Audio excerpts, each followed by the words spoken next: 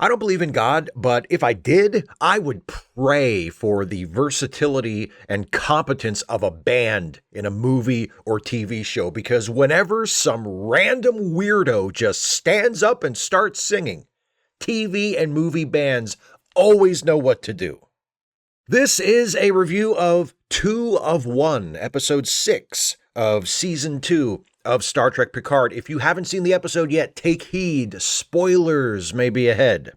So, you know how in the last episode they had that scene where the whole gang was together and they were going to sneak into this fancy NASA party to protect Picard's astronaut ancestor, and the others were like, how are we going to do that? What about security? What about our IDs? And Picard was like, don't worry, Jurati can hack the system to get us in, and then I have a plan.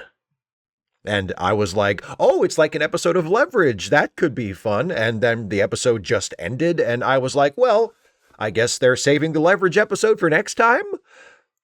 Well, it turns out not so much. Picard's plan, apparently, is to just have everyone kinda hang out at the NASA party and watch Rene Picard. And yeah, that's it.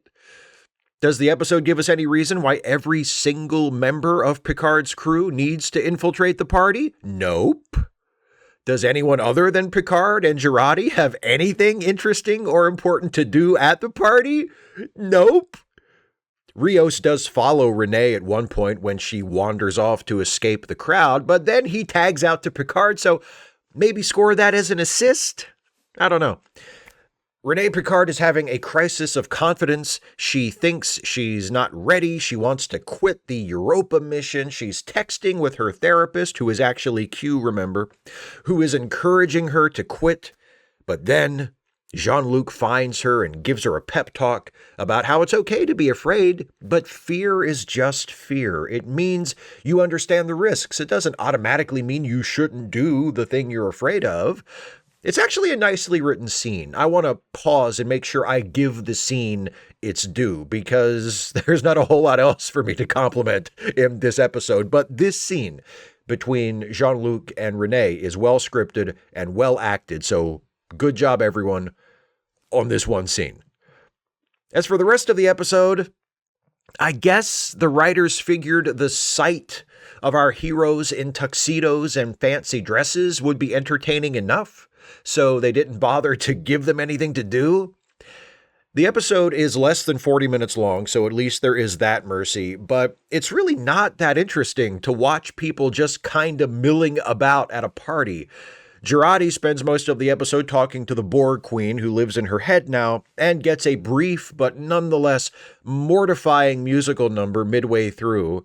Mortifying because it feels so unjustified and out of place in this episode, let alone this series, not because of anything Alison Pill does. She's been doing a fantastic job with some very underwhelming material this entire season, and this episode is no exception. Plus, she can sing, so good for her. And I applaud the song choice. Shadows of the Night, my favorite Pat Benatar song, nothing wrong with that. But this scene as a whole had me staring at my TV like, what? Speaking of things in this episode that provoke that reaction, isn't it nice that Rios's experience as a prisoner of ice seems to have had no effect on him whatsoever?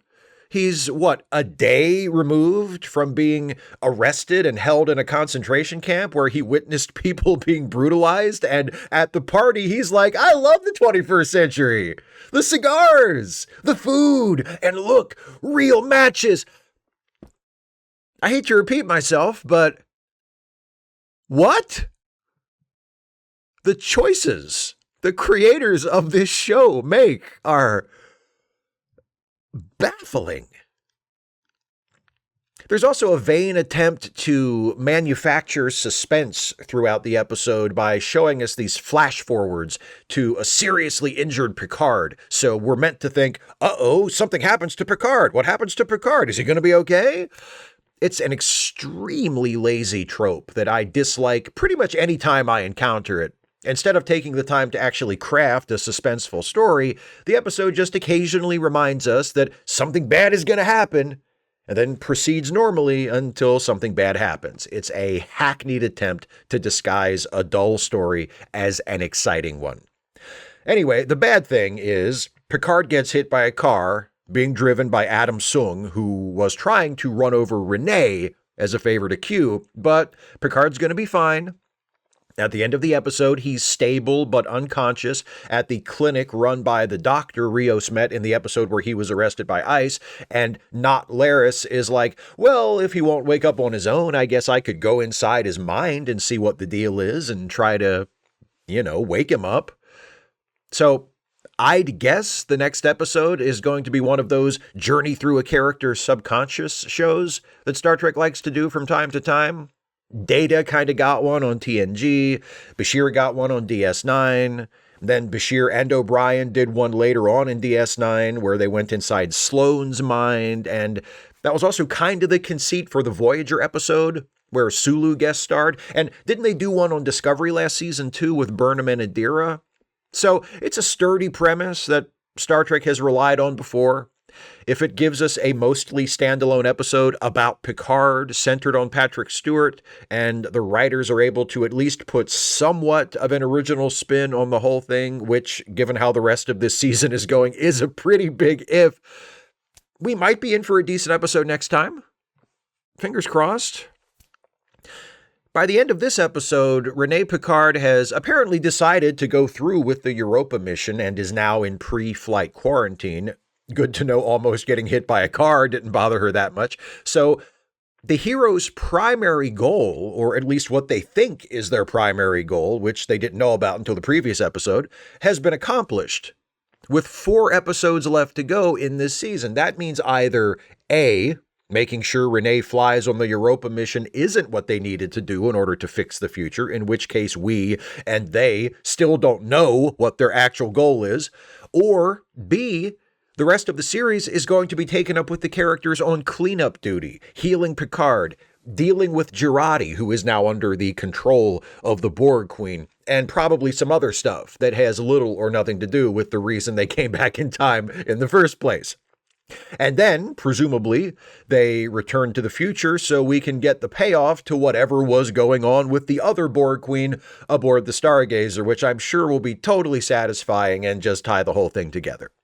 I'm trying not to jump to conclusions. I'm trying not to write off the season because we do have 4 episodes left, and a lot can happen in 4 episodes, but at this point, it's really not looking good. One of the problems with season 1 of Picard was that it felt like the writers had too many ideas. Borg stuff, Romulan stuff, android stuff, Picard stuff, Data stuff, old characters, new characters. All of that combined with the poor pacing of the season, which backloaded most of the important reveals and resolutions into the final episodes, made that season feel too crowded. Nothing had room to breathe, and so it didn't have the impact it should have. This season, on the other hand, has the opposite problem. Instead of too many ideas, it has no ideas. A threadbare time travel plot that could easily have been 2 episodes instead of 10. A subplot with political implications, but nothing to say.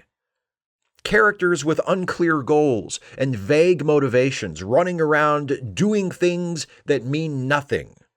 6 episodes in, and this season is listless, aimless, and pointless. We'll see if next week's episode of Jean-Luc's Head breaks that pattern.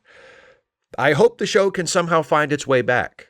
There's still a light at the end of the tunnel, though at this point, it's only a glimmer.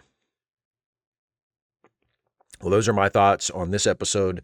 Please share your thoughts with me in the comments. If you want to support my channel, you can become a patron at patreon.com/Steve Shives, or become a channel member by clicking the join button, or make a one-time gift via PayPal or Venmo. Links to all of those are in the description. Thanks so much for watching, and I'll see you next week for a review of episode 7.